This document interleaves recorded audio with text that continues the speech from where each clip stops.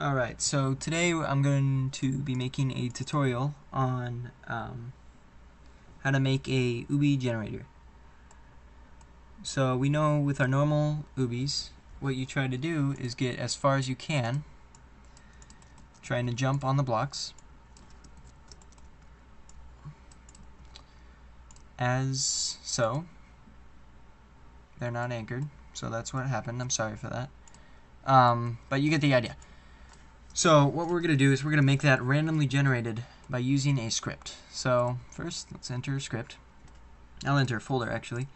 Let's just call this main. Now let's enter a script. Alright.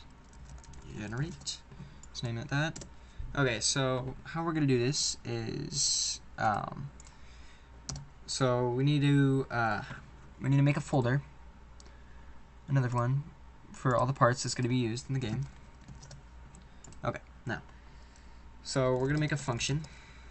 It can be a local function to conserve on space. Space. It's not like a giant problem because this isn't a big game, but local functions are normally better than global. So local function make block. Now, while we're going to set a local variable up here. If you've done loops before, I'm sure you've seen I. So what we're going to do is we're going to do I. So while I is less than 100, we are going to do run make block wait 0.1 seconds. So, and then we want to increment I. Okay, so far what we have here, we have a local function, make block. We have I. When the game starts, it's going to run the function, make block. It's going to wait a tenth of a second between each run, and it's going to increment I, so it goes up. You can also print I to see where we're at. So, I'll just demonstrate that real fast. So as you can see, every tenth of a second, I is going up, and it's printing I as it goes. So, now we have that loop. So we're going to want to make a new block, right? So let's do this. Local part, I'll just name this P for convenience, is equal to instance.new. We'll do part. We want its parent to go into script.parent.parts. As you can see over here on the workspace, or the Explorer, sorry, script.parent.parts is how we navigate to that. So that's where each part's going to go when it's made. So if I played this right now, it would spawn a part with its normal properties, and a lot of them. So as you can see, they're not anchored, so looks kind of neat actually, but that's what the parts are going to look like if you don't do anything from this point on. But we are. So, now, so we want to set our properties. So p.anchored is equal to true. So that's just anchoring the part, and of course we're going to want that. Let's see here, p.size is equal to vector3.new. Go ahead and make it 333. So that's what it's doing. As you can see, the block's 3. Now they're all spawning in the same position, or the same X and Z at least. The Y is going up, of course, so they don't stack on top of each other. But to change this, what we need to do is change the position of where the blocks spawned. So how we're going to do that is we're going to make an offset. So local X position, or X pos, is equal to, let's make this 0. Local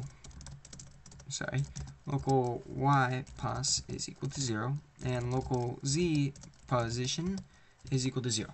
So these are going to be the default where our block spawns. Now to make an offset to this, we're going to have to set p.position is equal to vector3.new. In case you don't know what vector3 is, also it's a x, y, z value that you always want to use whenever you're setting something to an x, y, z.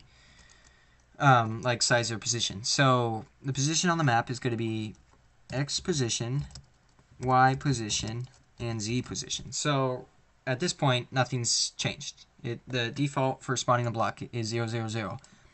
And these are all 0, 0, 0. So how we're going to change that is we're going to go to X, and we're going to say math.random, and we're going to say -2 through 2. Now math.random is a built-in Lua function that generates a random number between the two parameters, which are these two numbers, the lower on the left and the higher on the right. So basically what this is going to do is it's going to spawn a position, but it's going to say, oh, it's not just 0, it's 0 plus or minus -2 or +2. So, or just plus, pardon me. So, what do we got going on here? So that looks pretty neat. Now, what this is doing is it is incrementing itself somewhere between -2 and 2.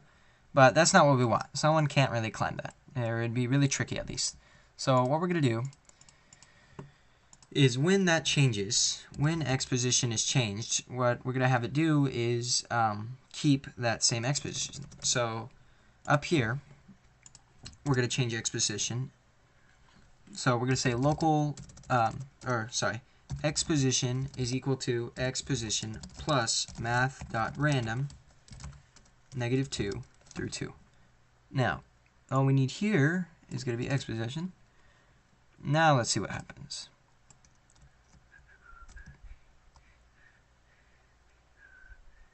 Alright, as you can see, it's not really making much of a difference. It's spreading out though, and that's good. That's what we want. We want it to spread out, because that would be a little easier to climb than the straight shot that we saw earlier. So what we're going to do here is we're going to increment a little bit more, and we're going to do the same thing with Z. So X is one way, right? X is, I know my position property somewhere. So X is this way, and then Z is this way. So we're going to do the same thing to Z here. I'm just going to copy and paste this line and then change the few letters I need to. Now let's see what happens. Alright, that's not doing quite what we wanted to, but it's getting a little bit closer. So the only thing that's not working right now is going up. We're not going up, which we need to be doing. So we're going to do the same thing with Y. And I'm going to change Z to Y again. Now, for Y, we're not going to want our -4 and 4. What we're going to want is something a little bit more. So we're going to say 4 and 6. I think you can still jump that high, so let's see what happens. And look at that.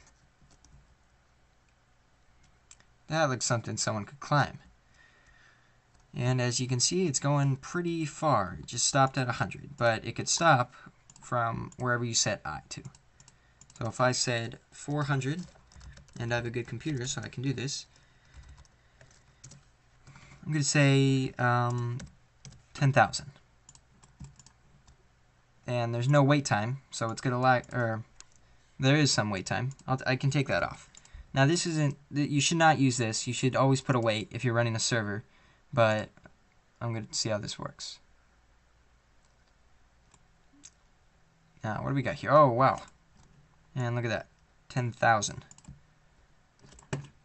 So that is a never-ending Obby. Now, here and there will be a few parts that are kind of tricky. Like, I don't see any offhand, but... Oh, this one, for example. So... Oh.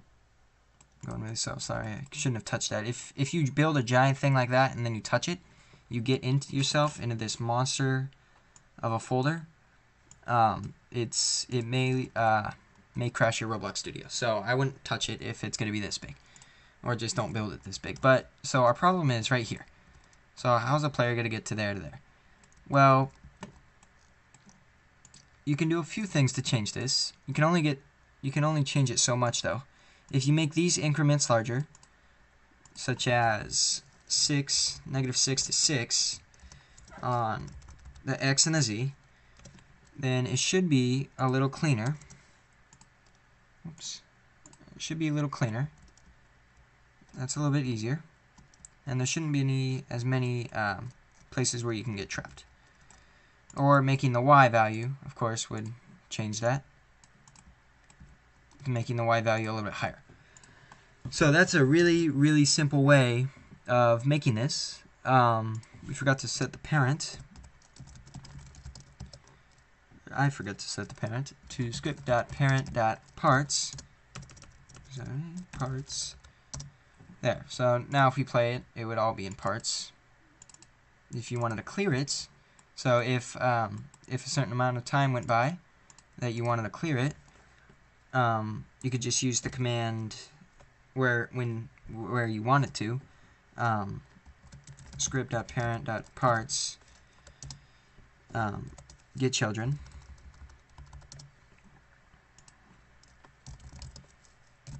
So it'd be like local parts is equal to script.parent.parts.getChildren. And then doing this, the normal remove function doesn't really work. Or it may hose up your game. So what you can do is you can iterate through each of those parts, which means go through each of the parts in that area to remove them. So what I did here, for I equals 1, so that's just starting I. Iterate through parts. So go through the get children. Now I'm going to say parts I. So the part that I'm on, so part number 1, part number 2, part number 3, it's just going to go like that. I'm going to say remove. So this little chunk of code where you want it would remove the parts that were there. So that is a simple tutorial on how to make a Obby generator. Of course, you can always change more properties to make these look different, but that's the basis of it. So thank you for watching, and I will post a model of this and post the link on the YouTube video. So thank you and have a nice day.